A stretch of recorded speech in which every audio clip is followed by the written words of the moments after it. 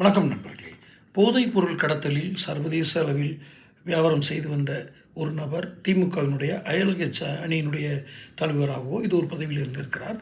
அவர் கொடுத்த கட்சி நிதி நிச்சயமாக கொடுத்திருப்பார். அவர் என்ன தொழில் செய்கிறார் என்பதை கூட ஒரு ஒரு உளவுத்துறையை வைத்து கண்டுபிடிக்க தெரியாத ஒரு விவரம் தெரியாத முதல்வர் தான் நமக்கு இருந்திருக்கிறார் என்று தெரிகிறது. நடந்ததை வைத்து நான் கூறுகிறேன். எனும் பொழுது இப்பொழுது ஆதவ் அர்ஜுனா என்பவர் பேசுபொருளாக இருக்கிறார். எல்லா தனியார் தொலைக்காட்சி நேர்காணலிலும் பேசுகிறார். பல ரகசியங்களை வெளியிடுகிறார். விசிக திமுக குறித்து. திமுக தனது முதல் தேர்தல் வெற்றி பெற்று முதல் 3 மாதத்திலேயே தன்னுடைய சுயத்தை இழந்து விட்டது.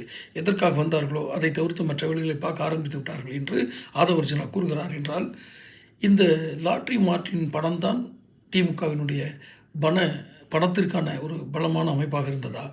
தொடர்ந்து சேனல் பாருங்கள், சப்ஸ்கிரைப் பண்ணுங்கள்.